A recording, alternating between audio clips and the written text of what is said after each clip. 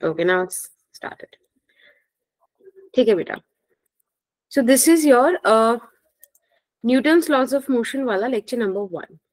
जैसे कि मैंने आपको बताया कि आई हैव प्लान एक इसको मतलब इट इनटू टू पार्ट्स, दो पार्ट में हम इसको पढ़ेंगे। एक पढ़ेंगे हम थ्योरी जो कि आज का होगा। हमारा इस वीक का जो सेकंड सेशन होगा उस सेशन में हम लोग प्रॉपर इसके PYQs करेंगे।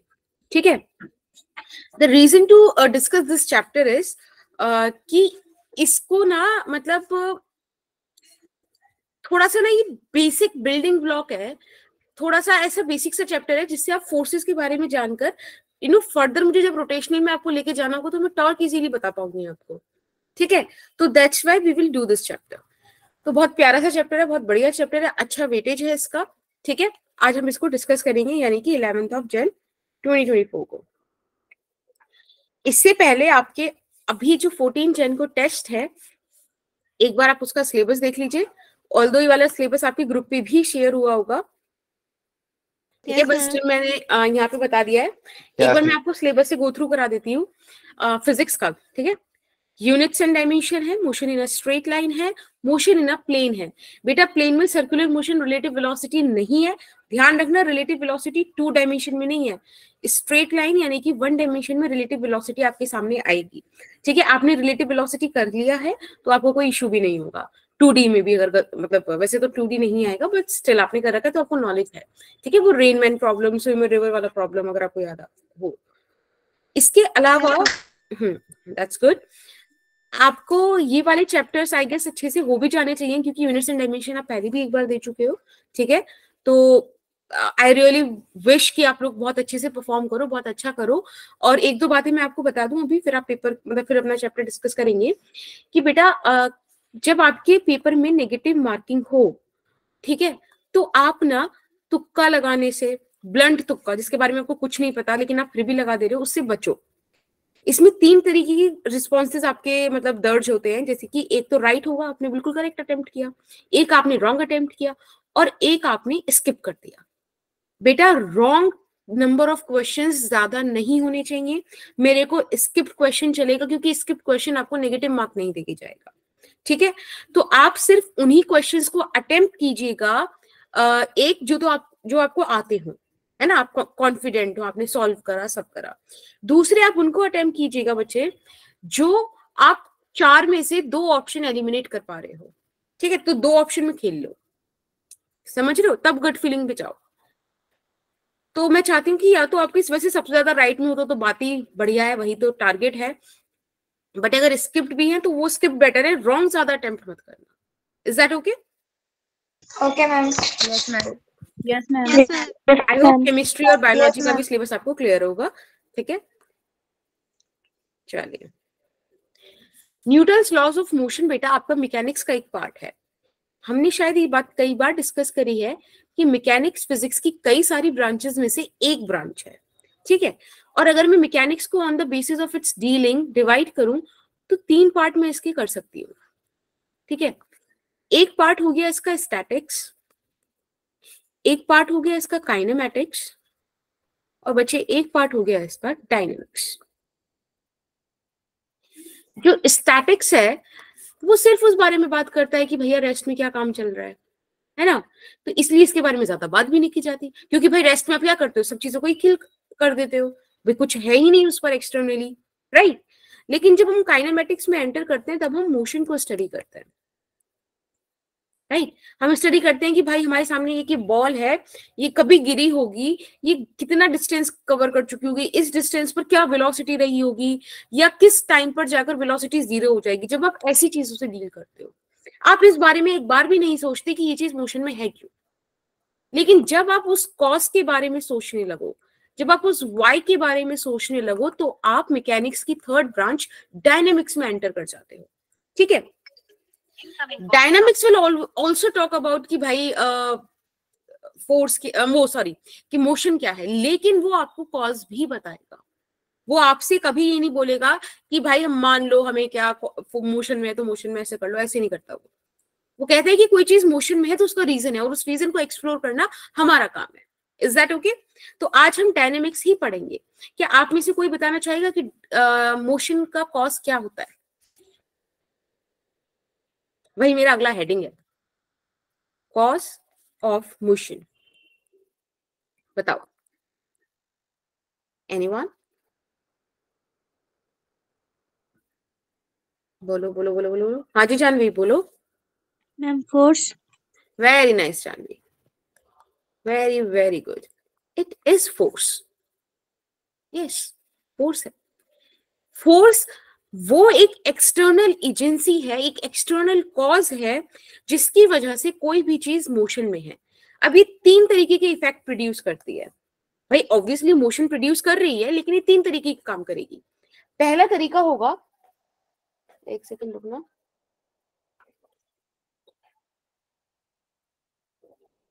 चलिए। तो पहला तरीका होगा इसका, देखो, या तो आपको इसका इफेक्ट दिखेगा शेप ऑफ द ऑब्जेक्ट में, मतलब कि ये ऑब्जेक्ट की शेप चेंज कर देगी। सोचो आपके पास खेलने वाली वो बॉल हो, आपने उसको कंप्रेस कर दिया, उसका साइज चेंज हो जाएगा ना। तो एक काम तो ये कर सकती है। एक काम क्या कर सकती है, ये साइज ऑफ द ऑब्जेक्ट, एक होता है शेप चेंज करना, एक size of the object change कर देना, छोटा कर देना, बड़ा कर देना, कुछ भी कर देना, फ्लैट कर देना, है ना, समझ रहे हो ऐसा। और एक तीसरा होता है इसका डायरेक्शन ऑफ मोशन चेंज कर देना। अब मैं आपको थोड़ा एग्जांपल देती हूँ डायरेक्शन ऑफ मोशन का, पर्सनली नहीं लेना है, ठीक है। एक्चुअली मेरी गलती नहीं है, मुझे कुछ बच्चों की वजह से ऐसी चीजें सोचनी पड़ती है कभी कभी। जैसे कि सोचो आप लोग भागते हुए आ रहे हो, ठीक है, मैंने आपको बीच में से आके धक्का दे दिया, तो आप भाग एक डायरेक्शन में रहे थे, मैंने आके आपको धक्का दे दिया, आप डेविएट हो गए। नहीं नहीं ऐसे या मैं तुम्हें मिलवाऊंगी कभी उन बच्चों से ना जो ऐसे करते हैं। एग्जैक्टली। सो आपका था कि आप डायरेक्ट जो है स्विमिंग पूल में कूदोगे फॉर एग्जाम्पल, मैंने आपको धक्का दे दिया, आप दीवार में जाके लड़ गए।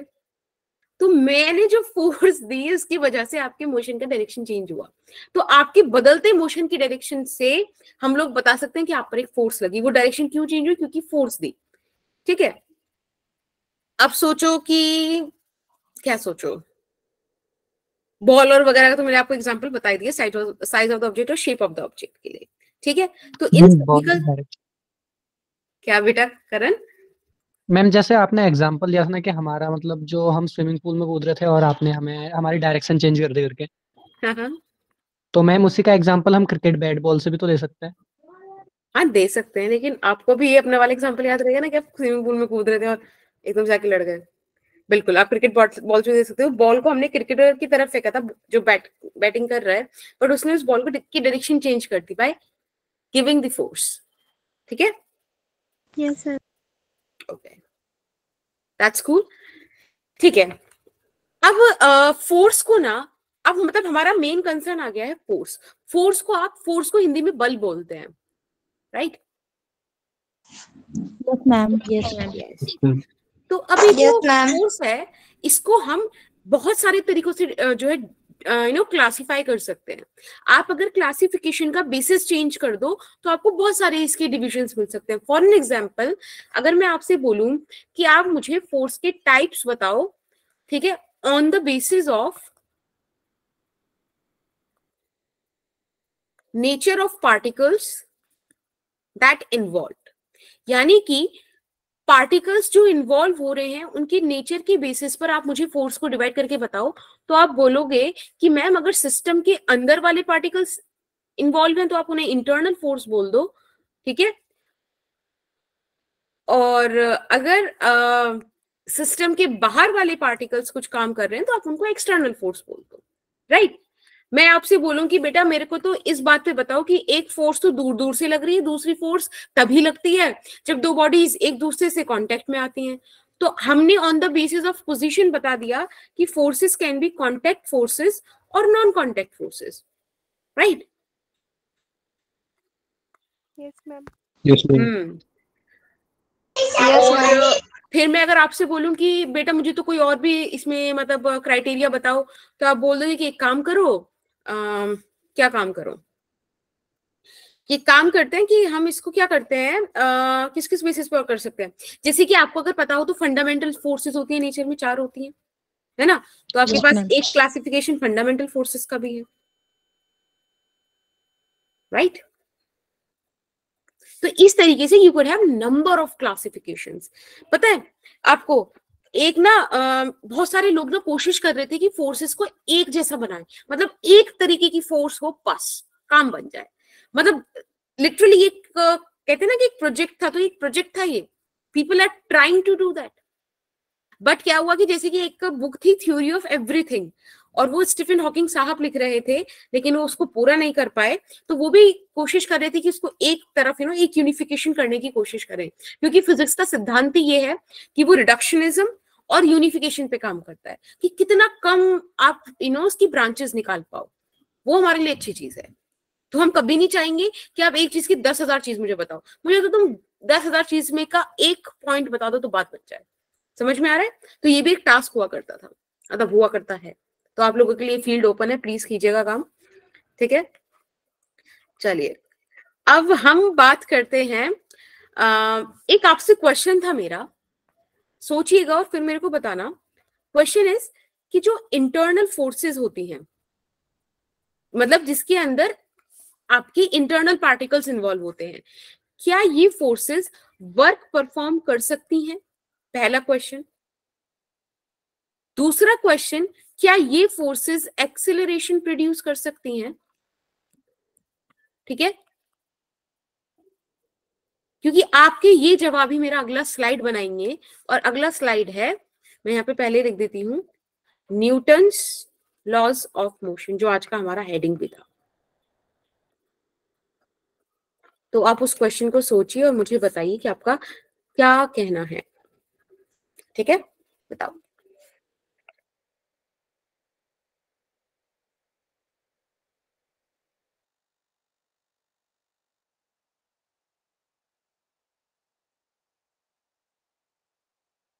मैम ये इंटरनल फोर्सेस हर किसी चीज के लिए अप्लाई होगा ना? हाँ, internal forces in general, right.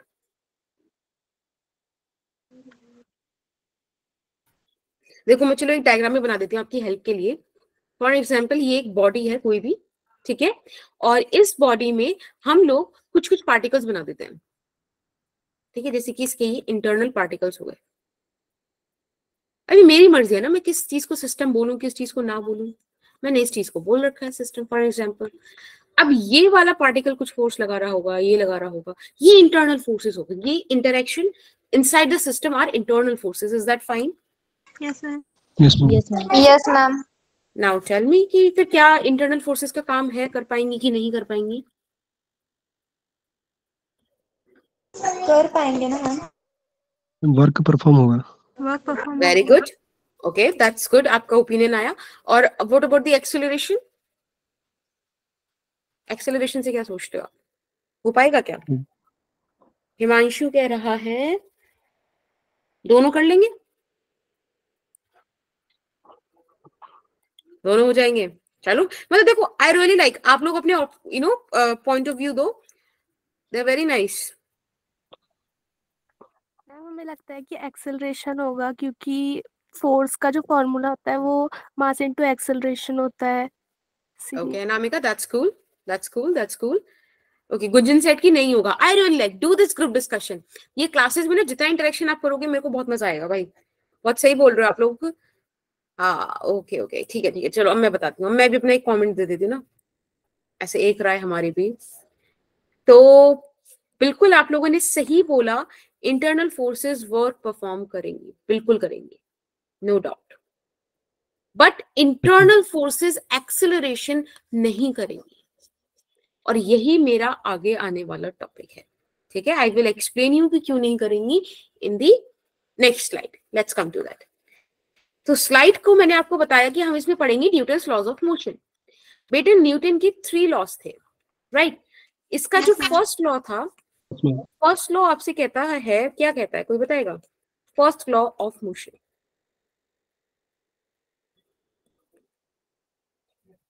हाँ जी बेटा, एक मिनट, काजल बताओ बेटा। मैम लेकिन हिंदी में पता है। हाँ हाँ बोलो बोलो, कोई नहीं, आप बोलो। मैम पहला लॉ है कि कोई वस्तु उस समय तक विरामावस्था में रहेगी जब तक उसमें कोई बाही बल न लगे। और आगे बोलो। और तब तक क्रिया में नहीं आएंगी कि मैम हाँ नहीं नहीं, बाहुबल दैट्स बहुत बढ़िया बोला, बढ़िया। देखो मेरी क्लास में ना कभी मत सोचना कि हम सही ही बोलेंगे। भाई अगर आप लोग हर चीज सही बोलोगे तो मेरा क्या काम है ना? तो आप लोग सिर्फ बोलो और साथ में मिलकर देख लेंगे कि क्या है। ठीक है Kajal, very good, I really appreciate it. Diya, Divya आप बोलोगे। अब बाकी बच्चे टेंशन नहीं लेना, एक में मैं दो पूछूंगी, मैं दो बच्चों से पूछूंगी, बाकी दो लॉज हो रहे हैं वो आप बताना। हाँ दिव्या आप बताओ। मैम जो मैम न्यूटन का फर्स्ट लॉ है वो हमें बताता है कि कोई वस्तु तब तक विरामावस्था में रहेगी और तब तक गतिशील अवस्था में रहेगी जब तक कि उस पर कोई नेट बल कार्य न किया जाए। बहुत बढ़िया बच्चे, बहुत बढ़िया, गुड। चलिए दीपा आप बताओगे।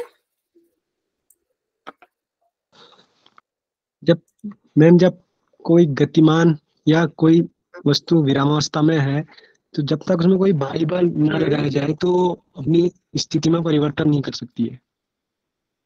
अच्छा ठीक है, वेरी गुड। अब मैं क्वेश्चन चेंज करती हूँ, मुझे ये बताओ कि फर्स्ट लॉ ऑफ न्यूटन साहब के इस मतलब मोशन के लॉ को किस और नाम से जानते हैं? क्या और बोलते हैं? जड़त्व का नियम है। जड़ता का जड़त्व का नियम है। अंग्रेजी में बोला जाता है लॉ ऑफ इनर्शिया। बेटा जिस तरीके से मास हर एक बॉडी के अंदर बेसिक प्रॉपर्टी है, उसी तरीके से इनर्शिया भी हर एक बॉडी के अंदर होता है। इनर्शिया में हर एक बॉडी ये कहती है कि हम खुद में कुछ भी चेंज नहीं करेंगे। जैसे कि आप लोगों का, अगेन मैं देखो सारे एग्जांपल आप लोगों पे रख के बताऊंगी, चाहे वो हरकतें मैं भी करती हूँ, कि जैसे आप लोग अगर सो रहे हो तो आप सोते रहोगे ना, बेड पे पड़े रहोगे, उठे हुए नहीं। क्यों? क्योंकि आपकी बॉडी को रेस्ट करना है। वो पसंद कर रही है, जब तक आपकी मम्मी आपको आके ऐसे प्यार से एक आध यहाँ पे लगाना दे तब तक आप नहीं उठोगे ना, है ना? तो वो जो मम्मी ने करा, that is the external agency. हाँ, लेकिन अदरवाइज आप तो कंटिन्यू करे रखते हैं रेस्ट में रहना। ठीक है, तो यही चीज होती है कि हमारी बॉडी नॉट मतलब कि नॉर्मली जो बॉडी होती है वो चेंज को रेसिस्ट करती है, बदलाव के की आलोचना करती है, अगेंस्ट खड़ी रहती है बदलाव के, कि बदलाव नहीं होना चाहिए। अगर हम रेस्ट में है तो रेस्ट में रहने दो, अगर हम मूव कर रहे हैं, मोशन में है तो मोशन में रहने दो, until unless an external force applied on the body। ठीक है, तो आप लोगों ने बिल्कुल बहुत सही बताया। ठीक है, अब बात करते हैं सेकेंड लॉ ऑफ मोशन की। अगेन जिस बच्चे को ये बताना है वो हाथ खड़ा करे, और जिन बच्चों ने पहले बता दिया वो हाथ ना खड़ा करें, ताकि सभी का नंबर आ जाए, है ना? अनामिका प्लीज। मैम जो rate of change of momentum होता है किसी बॉडी का, वो डायरेक्टली प्रोपोर्शनल होता है अप्लाइड फोर्स के, और उसी डायरेक्शन में वो उसी डायरेक्शन में होता है जहाँ पर मैम फोर्स वर्क करता है। बताइए भाई, अब हम किसी से और क्या ही पूछें, आपने तो सारा बता दिया। That's very good Anamika, very good, it's really impressive, very nice. Pooja आप बताओगे बेटा? यस हाँ मैम। जी बताओ। मैम किसी वस्तु पर लगने वाला जो बल होता है वो मास और त्वरण के अनुक्रमानुपाती होता है। Very nice, very nice. Yes, ma'am. Don't worry, Janvi and Karan you will explain me the third law of motion. ठीक है, सेकेंड लॉ ऑफ मोशन आप लोगों ने बिल्कुल सही बोला। मैं एक बार इसको एक मैथमेटिकल स्टेटमेंट दे देती हूँ। यहाँ पे देखो, यही रीजन है जो मेरा अभी ऊपर वाला क्वेश्चन डिफाइन करेगा। यहाँ पे ये बोला जाता है, अभी बोला ना आपने फोर्स अप्लाइड, दैट मीन्स की external force is directly proportional to rate of change of momentum. ये सेकेंड लॉ है। आप लोगों को याद रहता है F net is equals to ma, भाई वो तो बहुत सिंप्लीफाई होकर आया है। अभी बात करेंगे हम इस बात पे, ठीक है? हर चीज कनेक्टेड है, इसलिए पहली स्लाइड हमेशा दूसरी स्लाइड का जो है हमें टाइटल दे जा रही है। ठीक है, ये स्टेटमेंट है, ये जर्नल बात है, इसको याद रखिएगा, इसको नहीं आप भूलिएगा। अब बात करते हैं आपसे थर्ड लॉ ऑफ मोशन की।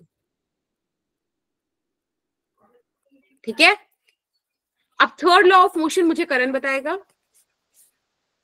मैं मतलब इस नियम के अनुसार, मतलब जब कोई वस्तु दूसरी वस्तु पर जब बल लगाती है तो उस पर उतना ही विपरीत बल लगता है। बढ़िया, इसे क्रिया प्रतिक्रिया का नियम भी कहते हैं मतलब। Very good. जानवी आप बताओगे? Ma'am, for any reaction there is an equal and opposite force. Very nice, very nice, good. मैं बाकी सब बच्चों से इसलिए नहीं पूछी क्योंकि मैं ऑलरेडी पूछ चुकी हूँ। Let's come to the question, come to this concept. आप लोगों ने बिल्कुल सही बोला कि हर एक एक्शन के लिए एक इक्वल अपोजिट रिएक्शन एग्जिस्ट करता है। अब थोड़ी बहुत बातें मैं आपको बता देती हूँ इसके बारे में। ये फोर्सेस इक्वल होती हैं और अपोजिट डायरेक्शन में होती हैं, ठीक है, पहली चीज। दूसरी चीज जो आपको कभी नहीं भूलनी है इसके बारे में कि हमेशा ये टू डिफरेंट बॉडीज पर लगती हैं, ठीक है। तीसरी बात, ये हमेशा एक साथ एक समय पे लगती हैं, साइमल्टेनियसली लगती हैं। इसका मतलब कि आप कभी नहीं बता पाओगे कि कौन सा एक्शन कौन सा रिएक्शन है। अगर आप किसी एक फोर्स को एक्शन बोल रहे हो, एक फोर्स को क्रिया बोल रहे हो, तो दूसरी अपने आप ही प्रतिक्रिया हो जाएगी, ठीक है। हमेशा ये पेयर में एग्जिस्ट करेंगे। Is that okay? Yes ma'am. Yes ma'am. Okay. और हमेशा ध्यान रखना टू डिफरेंट बॉडीज में, यूजुअली ना ऐसे बोलते हैं equal and opposite forces acted on the bodies. बोलने के बाद भी हम लोग इस बात का फील नहीं लेते कि ये दो डिफरेंट बॉडीज हैं। अगर एक ही बॉडी पे इक्वल और अपोजिट फोर्स लगे तो कुछ नहीं होना, नेट फोर्स 0 हो जाएगी। इसीलिए हमेशा दो बॉडीज का इन्वॉल्वमेंट होता है। अब सोचो कि आपने किसी फिजिक्स की टीचर को कभी परेशान किया हो, ठीक है, और अब तो देखो बच्चों को मारना पीटना बैन है, बट सोचो कभी पुराना समय हो, मैं अपनी बात नहीं कर रही, मैं आपकी बात नहीं कर रही, ठीक है, कुछ पुराना समय हो, आपने कुछ किया हो, कोई टीचर हो, उसने आपको मारा हो। ओके, तो उन्होंने जब आपको मारा तो आपके गाल पे एक एक्शन गया, उनके हाथ पे भी रिएक्शन आया होगा, ठीक है। इसीलिए टीचर ने रजिस्टर मारा आपको कि रजिस्टर को हो जो हो, हमको नहीं हो, और बच्चे को हो, ठीक है। That is a different story. चलिए, या अब बात करते हैं सेकंड लॉ ऑफ मोशन की। तो बेटा आप लोगों ने देखा कि सेकंड लॉ ऑफ मोशन में आपके सामने था कि F external is directly proportional to rate of change of momentum, right. हमने ना पता एक्सपेरिमेंट्स करके लोगों ने, मतलब हमने नहीं, बड़े बड़े लोगों ने एक्सपेरिमेंट्स करे और उन्होंने बताया कि ये जो कांस्टेंट आता है ना, अभी आपको पता है अगर आप डायरेक्टली प्रोपोर्शनलिटी का साइन हटाते हो तो एक कांस्टेंट इंट्रोड्यूस करना पड़ता है। तो ये बोला गया कि भाई ये जो कांस्टेंट है ना, इसका वैल्यू 1 के बराबर है, यानी कि अब आपका एक्सप्रेशन कुछ ऐसे दिखने लगा। तो हमने कहा कि हमें तो पता है लीनियर मोमेंटम क्या होता है। लीनियर मोमेंटम क्या होता है बेटा?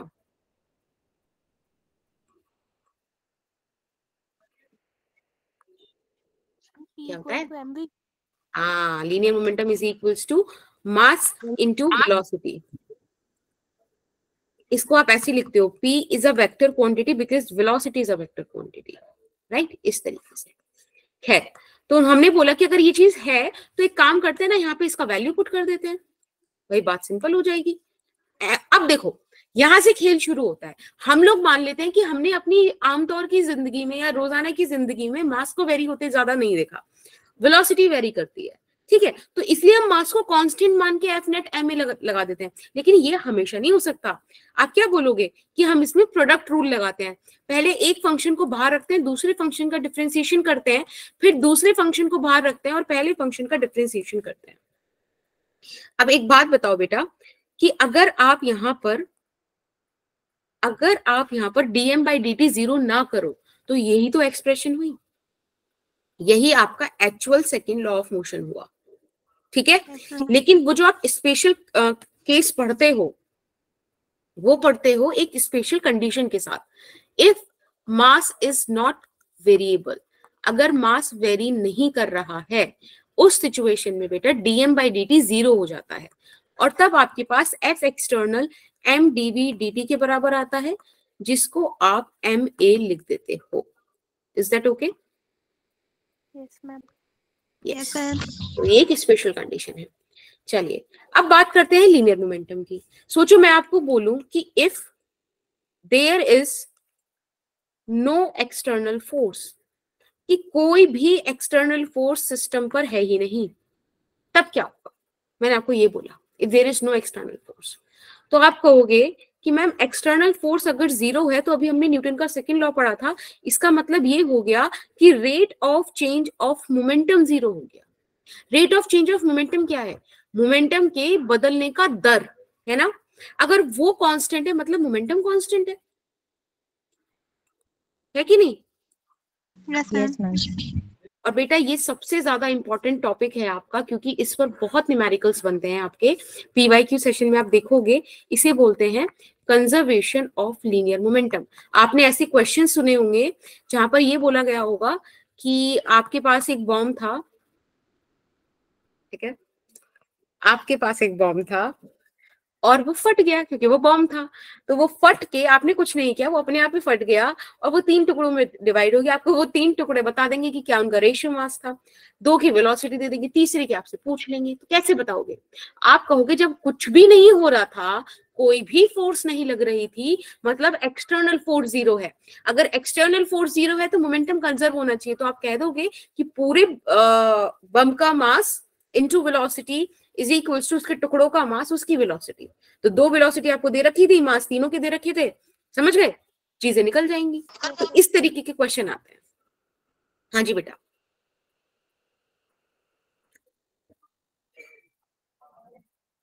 कुछ कहना चाहते थे काजल? No ma'am. मैम एक बार एक्सप्लेन कीजिए।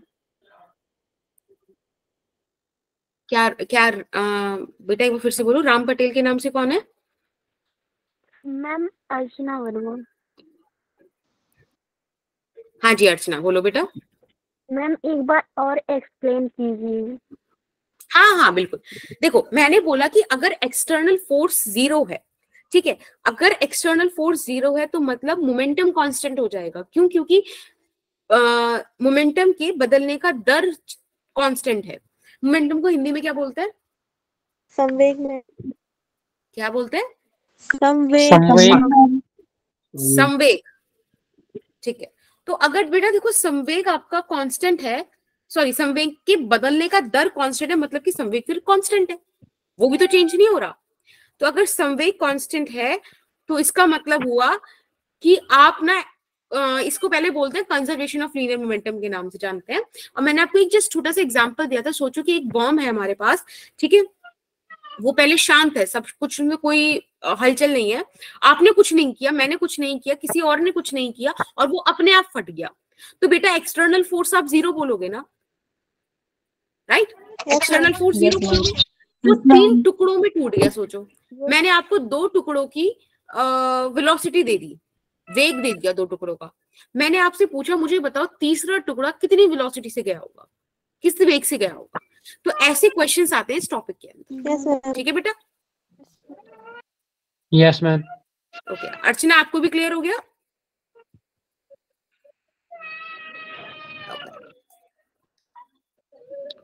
किसी बच्चे, छोटे बच्चे ने फिजिक्स पढ़ ली क्या? रो रहा है वो। चलिए अब हम देखते हैं कि आज के ये जो हमारे न्यूटन्स लॉज ऑफ मोशन है ना, उसके अंदर हम कितनी टाइप की फोर्सेस का जिक्र करते हैं। तो टाइप्स ऑफ द फोर्सेस, ठीक है, types of the forces that are involve in this chapter, ठीक है। इस चैप्टर में कितने तरीके की फोर्सेस जो है इन्वॉल्व है, ये आपसे पूछा जा रहा है। तो सबसे पहले देखो हम बात करेंगे वेट की, है ना, या फिर आप ऐसे बोल सकते हो जिसको हम mg बोलते हैं, यानी कि ग्रेविटेशनल फोर्स बाय अर्थ, ठीक है, कि अर्थ किसी चीज को किसने फोर्स से अपनी तरफ खींच रही है, या अर्थ कितना फोर्स कर रही है। दूसरी चीज हम बात करेंगे बेटा, किसके बारे में बात करेंगे? हम बात करेंगे टेंशन के बारे में। ये वो टेंशन है जो आपको और मुझको होती है ना, ये दूसरी टेंशन है। ये टेंशन तब आती है जब स्ट्रिंग यानी कि रस्सी या रोप की क्वेश्चंस आते हैं। अभी हम इसके बारे में देखेंगे कि क्या होता है। फिर तीसरी चीज जो हमें पढ़नी है वो पढ़नी है बेटा नॉर्मल फोर्स। नॉर्मल फोर्स ना बेटा एक तरीके की कांटेक्ट फोर्स होती है। ये कांटेक्ट फोर्स हमेशा तब काम करेगी जब 2 सरफेसेस कांटेक्ट में आएंगे। फॉर एन एग्जांपल, आपने एक सरफेस पर एक बुक रख दी है, अब इस बुक का मास m है, तो इसको अर्थ अपनी तरफ खींच रही होगी mg से, तो ये mg फोर्स जो है बुक ने लगाया सरफेस पे। अब सरफेस भी इस बुक पर एक फोर्स लगाएगा और वो कहलाएगी सरफेस के द्वारा लगाई गई normal reaction. Is that okay? Yes ma'am. Yes ma'am. और ये जो mg लगा है ना बेटा, ये भी आप ऐसे बोल सकते हो कि सरफेस ने, जो ब्लॉक है, जो बुक है, उसने जिस सरफेस पे वो रखा हुआ है, सरफेस पे फोर्स लगाया है। Is that okay? हाँ जी बेटा, यस मैम। ओके। चलिए, फिर फोर्थ बात आएगी आपके पास, हम बात करेंगे स्प्रिंग फोर्स के बारे में। स्प्रिंग तो आई गेस हम सबने देखी होगी ना, वो टिक टिक टिक वाले पेन होते हैं, उनमें भी होती है, ठीक है, ऐसी सी कुछ दिखती है, उस स्प्रिंग फोर्स की बात करेंगे। ओके, फिर हम लास्ट बात करेंगे फ्रिक्शन के बारे में, जिसे घर्षण बोलते हैं आई गेस।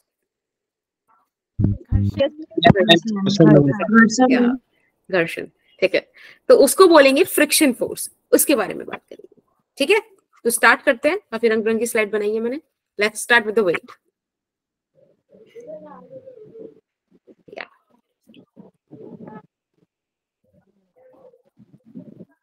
अब देखो, अब सोचो अगेन, इसका कोई भी वास्तविकता से लेना देना नहीं है, यस मैम।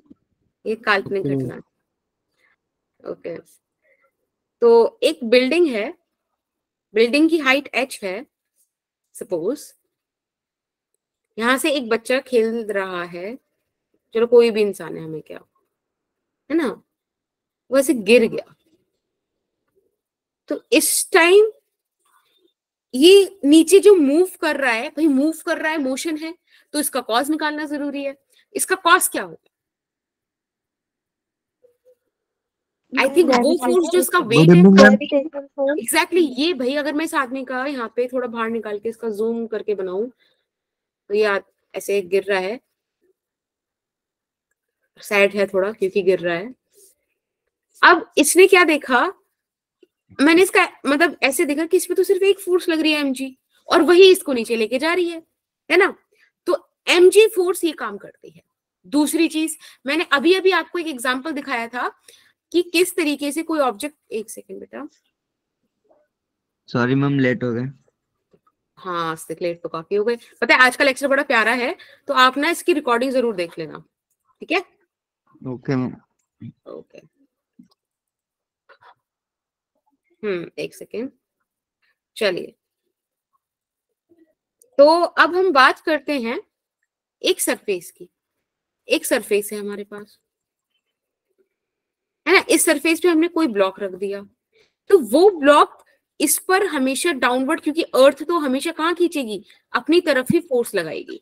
हमेशा ध्यान रखना, भाई फोर्स की बात कर रहे हैं, एक वेक्टर क्वांटिटी, तो डायरेक्शन बड़ी इंपॉर्टेंट होती है, कि it always attract every object towards its centre, हमेशा अपने सेंटर की तरफ खींचेगी।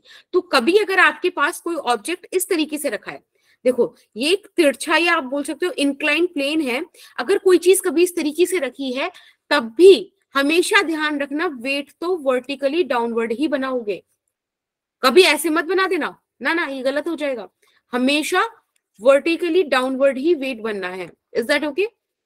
Yes ma'am. चलिए, अब बात करते हैं सेकंड फोर्स की, ठीक है। अभी हम बात कर लेते हैं नॉर्मल की, चलो नॉर्मल की बाद में करेंगे, टेंशन की ही बात कर लेते हैं, टेंशन था ना हमारा सेकंड पॉइंट। टेंशन वो फोर्स है जो आपकी किसी स्ट्रिंग में आती है। फॉर एन एग्जाम्पल, जो आप सबसे ज्यादा यहाँ पे सिस्टम देखोगे, वो देखोगे आप एक पुली सिस्टम, ठीक है। सोचो मेरे पास एक ऐसे फिक्स्ड सपोर्ट है, यहां से मैंने एक रस्सी गिराई है, ये एक फिक्स सपोर्ट था, ठीक है, यहां से हमने एक ऐसे रस्सी ऐसे करा, यहाँ पे एक पुली बांधा, इससे दो रस्सी ऐसे कर दी, ऐसे कर दी, ऐसे समझ लो, ठीक है। एक और बना देते हैं, एक ऐसे पेंडुलम है हमारे पास ये, ठीक है, एक और बना देते हैं, एक क्या बनाते हैं, देखो ऐसे बना देते हैं कि ये हमारे पास एक फिक्स सपोर्ट है, इसे रिजिड सपोर्ट भी आप बोल सकते हो, ठीक है।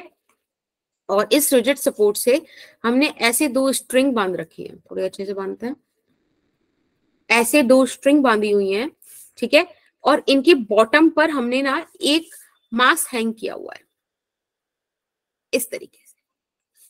ओके बेटा, इसे M1 बोल दो, इसे M2। अब मैं अगर आपसे कभी भी, हमेशा लाइफ में याद रखना कि अगर कभी आपसे टेंशन फोर्स की बात की जाए तो वो आपसे ये जरूर कहेगा कि किस ब्लॉक से या किस बॉडी से किस चीज की पे टेंशन निकालना चाह रहे हो। फॉर एग्जाम्पल, मुझसे किसी ने बोला कि मुझे M1 ब्लॉक के लिए टेंशन निकालनी है, तो सबसे पहले जाके ना M1 ब्लॉक पे बैठ जाओ। M1 ब्लॉक पे बैठ के कोई पॉइंट आपको दे दिया, किस पॉइंट पे बताओ, तो हमेशा उस ब्लॉक पर बैठकर, उस ऑब्जेक्ट पे बैठकर जिस पर आपको टेंशन निकालनी है, जिस पॉइंट पे निकालनी है, उससे अवे, उससे दूर की तरफ डायरेक्शन बना दो कि इस ब्लॉक पे टेंशन इस तरीके से लग रहा हो। कोई मुझे बोल दे पुली पे बता दो, तो पुली पे जाके बैठ जाओ। इस पॉइंट पे पूछे तो ऐसे बता दो टेंशन। कोई कहे कि इस बॉब पे बताओ, तो बॉब पे जाके बैठ जाओ, और इस पॉइंट के लिए पूछे तो इसके अवे बता दो। तो याद रखना, tension is always away from the block या अवे फ्रॉम द पॉइंट, जो भी पॉइंट आप डिस्कस कर रहे हो, ठीक है। अब सोचो मैं आपसे बोलूं कि बेटा एक काम करो, इस मास पे बता दो टेंशन कहाँ कहाँ लग रही है, तो आप कहोगे कि मैम इस रस्सी में तो इस डायरेक्शन में लग रही है और इस रस्सी में इस तरफ लग रही है, ठीक है। इस तरीके से हम निकाल लेते हैं। कोई दिक्कत इस बात में? No ma'am. No ma'am. No. अब अगर मैं आपसे बोलूं कि ये M मास का आपका ब्लॉक था, ठीक है, एक मिनट रुको, मैं यहाँ पे आपको एक डायग्राम बना देती हूँ कि ये जो ब्लॉक है ये M मास का है, ये जो बॉब है, मुझे आप इस पर फ्री बॉडी डायग्राम बना के दिखाओ। मैंने एक वर्ड बोला, फ्री बॉडी डायग्राम। क्या हमको पता है ये क्या होता है?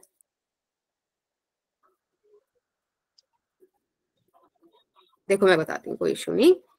फ्री बॉडी डायग्राम एक ऐसा डायग्राम होता है जिसमें हम कितना भी मासिव पार्टिकल हो, चाहे एक ट्रक ही क्यों ना हो, हम क्या कहेंगे, हम फ्री बॉडी डायग्राम में उस पार्टिकल को ना एक बहुत छोटा सा पार्टिकल मान लेंगे, बिल्कुल पॉइंट पार्टिकल, इतना सा पार्टिकल, ठीक है।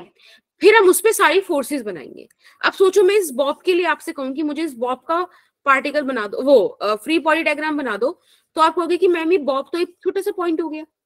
अब इस बॉब पे जितनी भी फोर्सेस लग रही हैं, हमेशा ध्यान रखना, we draw only those forces which are acted upon the body, जो उस बॉडी पर लग रही हैं फोर्सेस। कभी हम उन फोर्सेस को नहीं बनाते जो वो बॉडी लगा रही है, हमेशा कौन सी फोर्सेस लगाएंगे, जो उस बॉडी पर लग रही हैं। तो मैंने देखा कि इस बॉडी पर अर्थ डाउनवर्ड एक फोर्स लगा रही है, इसके मास इंटू ग्रेविटी के बराबर, इस पर एक टेंशन फोर्स लग रही है ऊपर, इसके अलावा कोई फोर्स नहीं लग रही। तो बेटा यही हो गया आपका free body diagram. Is that okay? Yes पक्का सबको समझ में आया? Yes ma'am. यस अब मैं कुछ क्वेश्चंस देती हूँ आपको, फिर मजा आएगा, मजा आएगा क्वेश्चंस करने में। देखो हमारे पास यहाँ पर एक फिक्स्ड सपोर्ट है, ठीक है।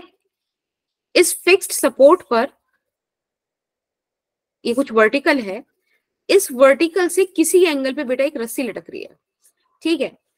और उस यहां पर ना एक ब्लॉक भी है हमारे पास, बॉब बोल देते हैं इसको, ठीक है, ठीक है।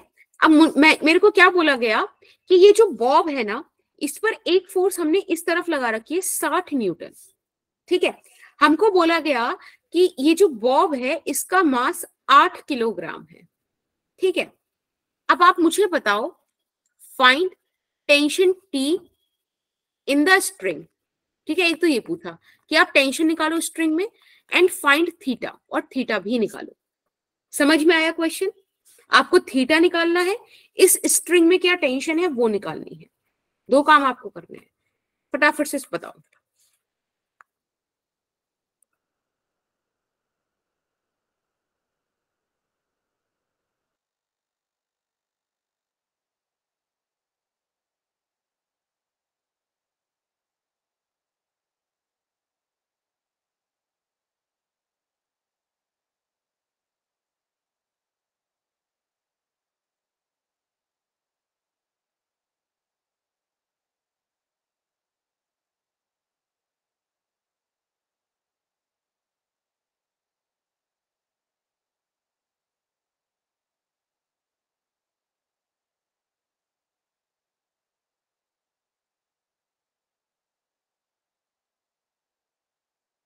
देखो चलो कोई नहीं, मैं बताती हूँ। जब भी कभी आपके पास ऐसे फोर्सेस है ना, सबसे पहले फ्री बॉडी डायग्राम बनाओ। अगर मैं इसका फ्री बॉडी डायग्राम बनाऊं तो इस पे मुझे दिखेगा कि इस पर 80 न्यूटन की फोर्स नीचे लग रही होगी। अब आप बोलोगे 80 न्यूटन कैसे? तो भाई ये m इंटू जी से आया होगा। m 8 दिया है, ग्रेविटी की वैल्यू 10 ले लो, तो 80 न्यूटन आ गया ना। अब यहाँ पे जो टेंशन आ रही होगी वो इस तरीके से आ रही होगी। अगर बेटा ये टी है तो मैं यहाँ पर भी ऐसे बना दूं ना परपेंडिकुलर, तो ये भी थीटा हो जाएगा। सॉरी, आप फिर क्या करो, इस टेंशन के कंपोनेंट्स ब्रेक कर दो। तो मैंने इस टेंशन के कंपोनेंट्स ब्रेक करे, यहां पर आ जाएगा टी कॉस थीटा और यहां चला जाएगा टी साइन थीटा। ठीक है, अब ये पार्टिकल है हमारा रेस्ट में। अगर ये पार्टिकल रेस्ट में है तो सारी फोर्सेस बराबर होनी चाहिए, है ना। Since this particle is at rest, क्योंकि ये रेस्ट में है तो हम इसकी सारी फोर्सेस बराबर कर देंगे। हम बोल देंगे टी कॉस थीटा 80 के बराबर हो गया, टी साइन थीटा 60 के बराबर हो गया। अब कोई मुझसे पूछ रहा था कि थीटा बता दो, तो एक काम करते हैं ना, इसको सेकंड इक्वेशन बोल देते हैं, इसको फर्स्ट इक्वेशन बोल देते हैं, और सेकंड को डिवाइड कर देते हैं फर्स्ट से।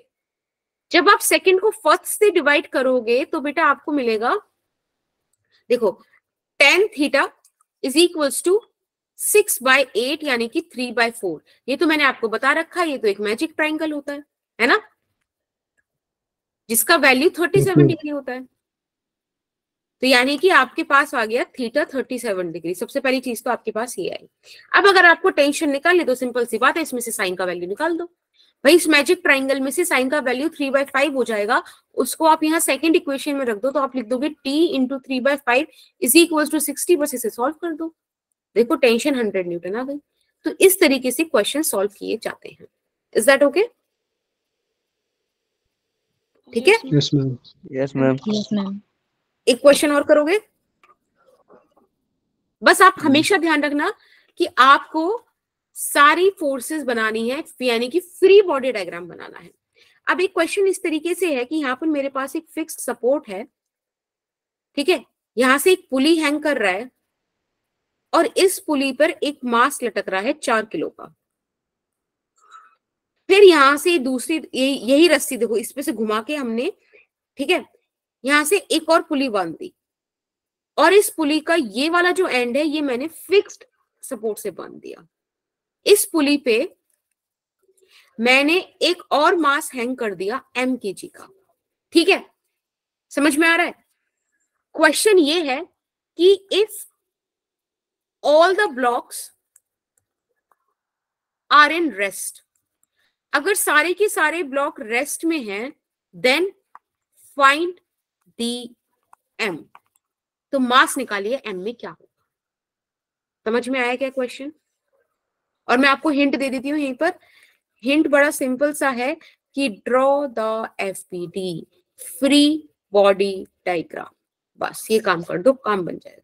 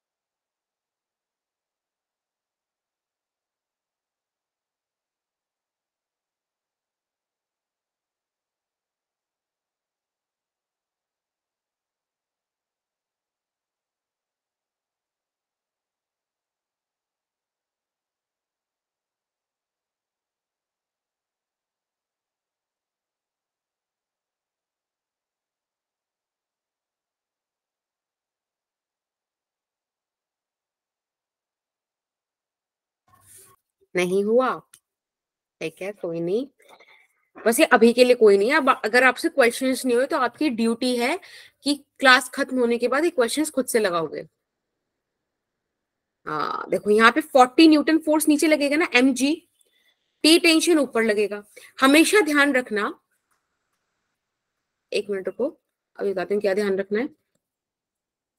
हमेशा आपको एक बात ध्यान रखनी है कि if we have ideal string, अगर हमारे पास आइडियल स्ट्रिंग है देन, ठीक है, अगर हमारे पास आइडियल स्ट्रिंग है, आइडियल स्ट्रिंग से मेरा मतलब है एक ऐसी स्ट्रिंग जिसका खुद का कोई मास नहीं होता।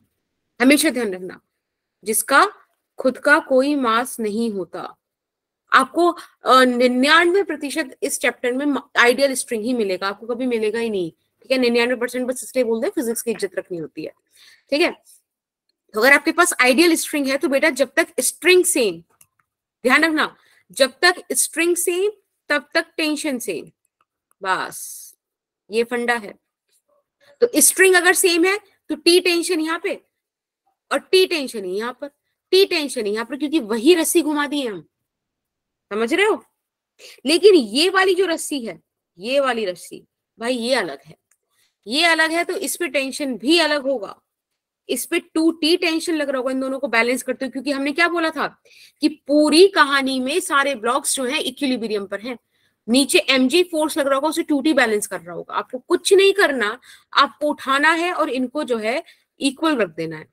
सबसे पहले आप इसे देखो, यहां से आपको मिला कि t बराबर 40 न्यूटन हो गया, टेंशन का वैल्यू मिल गया। अब आप इसको देखो, यहाँ पे आप दोनों फोर्सेस को अगर इक्वल रखोगे तो 2t mg के बराबर आया ना, तो 2 × 40 बराबर m × 10।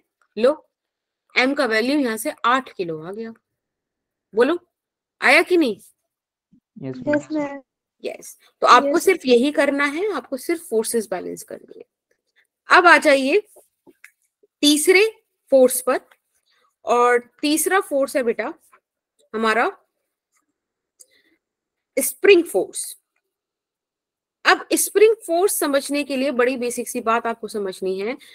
स्प्रिंग फोर्स आपसे ये कहती है कि कुछ ऐसी सी होती है, ठीक है। आपने इस पर कोई फोर्स नहीं लगाया, कुछ नहीं लगाया, कोई मास नहीं हैंग किया, कुछ नहीं किया। इस स्प्रिंग का लेंथ जो था वही रहेगा, कोई दिक्कत ही नहीं है। जब आप किसी, ध्यान से सुनना, जब आप किसी भी तरीके की फोर्स नहीं लगाते हो तो जो लेंथ आती है उसे बोलते हैं natural length. Is that okay? Natural length. अब आपने क्या करा, आपने फोर्स लगा दी, आपने इसे स्ट्रेच कर दिया। जब आप इसे स्ट्रेच करोगे, एक मिनट को बेटा सीधी लाइन खींचते हैं, ये भी एक समस्या है। जब आपने एक फोर्स लगाई इस पर इस तरीके से, तो आपने बेसिकली इसे स्ट्रेच किया। उस केस में आपकी जो स्प्रिंग है ये कुछ ऐसी ऐसी ऐसी ऐसी ऐसी ऐसी ऐसी हो जाएगी। तो हुआ क्या, इस स्प्रिंग का लेंथ बढ़ गया ना, ये देखो। आपने फोर्स इस डायरेक्शन में लगाई है, लेकिन बेटा स्प्रिंग जो है छूटते ही इधर की तरफ भागेगी। Yes ma'am. क्यों? क्योंकि इस दुनिया में हर एक ऑब्जेक्ट अपनी ओरिजिनल पोजीशन में रहना चाहता है, as per the inertia. Inertia कहती है भैया हमको चेंज चाहिए ही नहीं, तुम खींच दिया हम वापस उसी पोजीशन में आएंगे। तो इसीलिए फोर्स इधर की तरफ लगेगी, हमेशा ध्यान रखना इस चीज को, ठीक है। ये जो फोर्स लगती है ना बेटा, इसी को बोलते हैं स्प्रिंग फोर्स, और ये होती है रीस्टोरिंग नेचर में।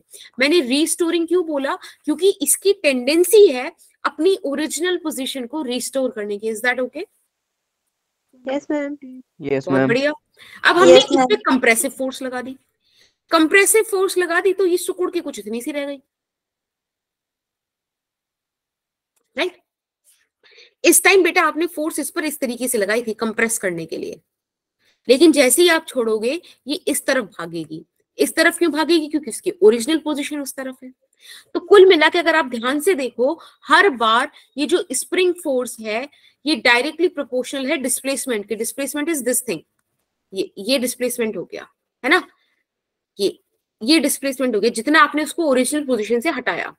अब हमेशा ध्यान रखना कि जितना आप दबाओगे स्प्रिंग को उतना उछलेगी। जितनी दूर तक खींचोगे उतना तेज से वापस आएगी, है कि नहीं? Practical yes ma'am. Spring force इसीलिए डिस्प्लेसमेंट के डायरेक्टली प्रोपोर्शनल होती है, और आपने हमेशा देखा कि जिस डायरेक्शन में आपने इसको डिस्प्लेस किया हमेशा उसके अपोजिट स्प्रिंग फोर्स लगी। तो इसी चीज को आप इस तरीके से लिखते हो, के हो गया आपका स्प्रिंग कांस्टेंट, और बेटा यही होती है स्प्रिंग फोर्स। अब मैं आपको एक चीज बता रही हूँ, उसको लाइफ में कभी मत भूलना जब तक आप फिजिक्स पढ़ रहे हो, कि कभी भी आपके पास आइडियल स्प्रिंग हो। अगेन आइडियल स्प्रिंग कौन सी स्प्रिंग? जो मासलेस है ना? तो आपके पास अगर मासलेस स्प्रिंग है बच्चे, तो हमेशा ध्यान रखना कि अगर आपको स्प्रिंग फोर्स जो है तकलीफ दे रही है, समझ नहीं आ रहा, तो आप स्प्रिंग हटा के स्ट्रिंग लगा लो, स्ट्रिंग से टेंशन लगा लो, टेंशन से इक्वेशन सॉल्व कर दो, और टेंशन की जगह स्प्रिंग फोर्स रख दो, कोई गलती नहीं होगी और बहुत बढ़िया से क्वेश्चन कर लोगे। समझ में आता है? Yes ma'am. हाँ जी रेहाना बोलो बेटा। रेहाना नहीं, चलो अब बात करते हैं नॉर्मल फोर्स की। नॉर्मल फोर्स में इस बात करने के लिए ज्यादा कुछ है नहीं, ठीक है? अच्छा ये फोर्थ फोर्स है। हाँ, तो नॉर्मल फोर्स में बात करने के लिए ज्यादा कुछ है नहीं, एक सिंपल सी कहानी है कि मैंने आपको ये एक सिस्टम दिया, ठीक है? इसमें मैंने 2 ब्लॉक बनाए। एक ब्लॉक तो ये है M2 मास का, ठीक है बेटा, और इसमें एक ब्लॉक ये है, और इसी में एक ब्लॉक ये है M1 मास का, ठीक है? अब मुझे बस ये बता दो कि इनमें नॉर्मल फोर्सेस कैसे लग रही होंगी, क्या लग रही होंगी, ये बताना है बस। गुंजन आइडियल स्प्रिंग वो स्प्रिंग है जिसका खुद का कोई मास ना हो, ठीक है? ओके, बताइए।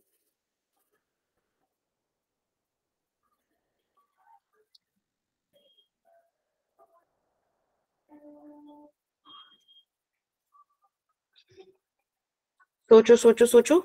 देखो इधर M2G लग रहा होगा, तो ये जो सरफेस है इसने इस पर नॉर्मल रिएक्शन 2 लगाई होगी, क्योंकि मास 2 है इसलिए नॉर्मल 2 बोल दिया। ये M1G लगा रहा होगा, तो इस पर एक नॉर्मल रिएक्शन N1 आई होगी। ये दोनों ब्लॉक कांटेक्ट में हैं, तो बेटा हमेशा ध्यान रखना कि ये ब्लॉक्स भी आपस में क्या लगाएंगे, नॉर्मल रिएक्शंस लगाएंगे। एक रिएक्शन हो गई normal reaction on second block due to 1, और एक हो गई normal reaction on 1 due to 2, ठीक है? इसके अलावा आपका ये जो रेड वाला बॉक्स है ये वॉल के साथ भी कांटेक्ट में है, इसलिए इस पर एक एन वॉल भी आ रहा होगा। तो हमेशा जहां भी कांटेक्ट आएगा उस कांटेक्ट पॉइंट के परपेंडिकुलर आपको नॉर्मल फोर्स मिल जाएगा। Is that okay? नॉर्मल का मतलब ही परपेंडिकुलर होता है। अब 5वीं और सबसे इंपॉर्टेंट फोर्स पढ़िएगा, और इस फोर्स को बड़े ध्यान से पढ़िएगा, and this force is friction. देखो फ्रिक्शन ऐसे बोलते हैं कि आता कब है? फ्रिक्शन आता है जब हमारे पास whenever we have relative motion in between two surfaces। अगर हमारे पास 2 सरफेसेस के बीच में रिलेटिव मोशन है या टेंडेंसी भी है तो भी आ जाएगा। ये आप समझ नहीं पाओगे, मैं एक एग्जांपल देती हूँ उससे आपको फील आएगा। एक सेकंड रुकना जरा,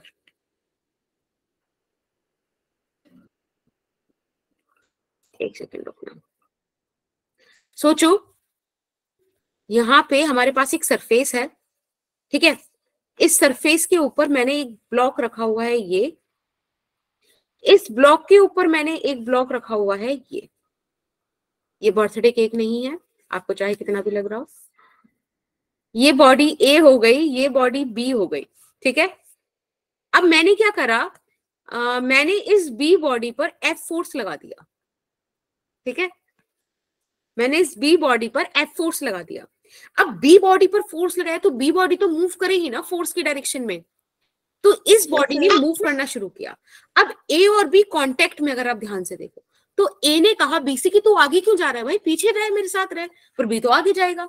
तो ए ने बी पर इस डायरेक्शन में एक फोर्स लगाया बेटा, ठीक है। इसको बोलते हैं friction on B due to A. अब बी देख रहा है कि ए पीछे रह जा रहा है क्योंकि बी तो आगे जा रहा है, ए तो मूव ही नहीं कर रहा। तो बी कह रहा है कि भाई ए तो पीछे क्यों है, तो साथ चल। तो बी ने ए पर फोर्स लगाई फॉरवर्ड डायरेक्शन में, इसे बोला friction on A due to B. अगर आप ध्यान से देखो तो ये एक्शन रिएक्शन है, पेयर में एग्जिस्ट कर रहे हैं, दो डिफरेंट बॉडी पे लग रहे हैं, साइमल्टेनियसली लग रहे हैं। समझ में आया क्या? Yes ma'am. Yes ma'am. Yes ma'am. तो बेटा ये जो Yes, friction ma'am. है, that's cool, that's very lovely।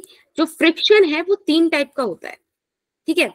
एक होता है आपका स्टैटिक फ्रिक्शन, एक होता है आपका काइनेटिक फ्रिक्शन, एक होता है आपका रोलिंग फ्रिक्शन। अब क्या होता है कि आजकल ना रोलिंग फ्रिक्शन को अलग से नहीं पढ़ाया जाता, काइनेटिक के साथ ही हम एडजस्ट कर लेते हैं। याद रखना स्टैटिक फ्रिक्शन ना सेल्फ एडजस्टिंग होता है नेचर में। अभी मैं आपको हर एक वर्ड का मतलब बताऊंगी, ठीक है। बस 5 मिनट का डिस्कशन और है, प्लीज रुक जाओ, मेरी भी बल्कि क्लास है 7 बजे से, बस स्टिल पूरा टॉपिक कंप्लीट हो जाएगा। स्टैटिक फ्रिक्शन जो है 3 टाइप का होता है, सॉरी फ्रिक्शन 3 टाइप का होता है, static, kinetic, rolling. Rolling is not the third part independently, kinetic के साथ ही पढ़ा देते हैं। स्टैटिक फ्रिक्शन होता है सेल्फ एडजस्टिंग नेचर में। सेल्फ एडजस्टिंग का मतलब क्या है? सपोज आपके घर में एक अलमारी है, आपकी मम्मी ने कहा अलमारी हटा दो, शिफ्ट कर दो, इसको मूव करा दो। अब वो अलमारी 10 न्यूटन की फोर्स पे हिलेगी, आपने 6 न्यूटन लगाया, अलमारी नहीं हिल रही। क्यों नहीं हिल रही? अलमारी तो मतलब लाइक कुछ तो होना चाहिए था उसमें, क्यों नहीं हो रहा? क्योंकि उसे 10 न्यूटन फोर्स चाहिए हिलने के लिए, आप कम दे रहे हो। तो अगर आपके पास ये वो अलमीरा है, आपने इस पर 10 न्यूटन का फोर्स लगाया, सॉरी 6 न्यूटन का फोर्स लगाया ना, तो बेटा टेंडेंसी तो, कोशिश तो है ना मूव कराने की, तो इसलिए फ्रिक्शन आ जाएगा। और फ्रिक्शन भी 6 के 6 न्यूटन का आ जाएगा। आप 7 न्यूटन लगाओ, फ्रिक्शन 7 न्यूटन का आ जाएगा। आप 5 न्यूटन लगाओ, आपको 5 न्यूटन का फ्रिक्शन मिल जाएगा। आप 8 का लगाओ, 8 का मिल जाएगा। 9 का लगाओ, 9 का मिल जाएगा। तो ये बात है इसकी सेल्फ एडजस्टिंग की, कि सेल्फ एडजस्ट करता है अपने आप को, ठीक है। अब इसके अलावा अब 10 न्यूटन मैक्सिमम है, आपने 10 न्यूटन लगा दिया, तब भी बेटा फ्रिक्शन 10 न्यूटन ही आएगा, हिलेगा तब भी नहीं। लेकिन अब आपने अगर 10.00001 इतनी फोर्स भी दे दी ना, तो वो 0.0001 की वजह से थोड़ा सा वो मूव कर जाएगा। समझ रहे हो? तो जो मैक्सिमम स्टैटिक फ्रिक्शन होता है ना, मैक्सिमम स्टैटिक फ्रिक्शन, बेटा उसी को बोलते हैं लिमिटिंग फ्रिक्शन। हमारे पास याद रखना कभी भी स्टैटिक फ्रिक्शन का कोई फॉर्मूला नहीं है, वो सेल्फ एडजस्टिंग है। लेकिन लिमिटिंग फ्रिक्शन का फॉर्मूला हमारे पास है और उसको बोलते हैं म्यू एस एन। एन तो नॉर्मल रिएक्शन, नॉर्मल फोर्स हो गई बेटा, म्यू एस हो गया coefficient of static friction. Is that okay? Yes ma'am. Okay. अब ऐसे ही आपके पास काइनेटिक फ्रिक्शन आता है। एक बार आपने स्टैटिक फ्रिक्शन ओवरकम कर दिया, आपने ऑब्जेक्ट को मूव करा दिया, अब वो आराम से मूव करता रहेगा। तो तब जो काइनेटिक फ्रिक्शन आता है उसको ऐसे लिखते हैं, ये हो गया कोएफिशिएंट ऑफ काइनेटिक फ्रिक्शन, ठीक है। ये इस तरीके से आराम से मूव करता रहेगा। इसीलिए कहा जाता है किसी चीज को शुरू करना मुश्किल होता है इन कंपैरिजन टू उसको चलाए रखने के लिए।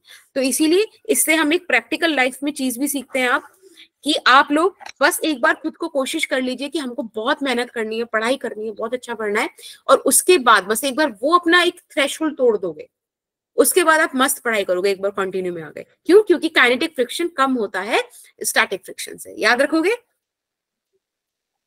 Yes ma'am. So thank you so much for being so nice. और आप थोड़ा सा रुक भी गए 5 minute extra, it really means a lot, ठीक है। अब हम नेक्स्ट क्लास में मिलेंगे और तब हम PYQs करेंगे। तो प्लीज आप ये लेक्चर अच्छे से रिवाइज कर आइएगा, ठीक है। सारे क्वेश्चंस जो आपसे नहीं हुए उनको ट्राई कर आइएगा। और हाँ, फिर हम मिलेंगे, ठीक है। Tata, bye bye, have a nice time. Bye ma'am, thank you ma'am. Welcome बच्चा। Thank you ma'am. Bye ma'am. Bye ma'am. Good night, bye bye.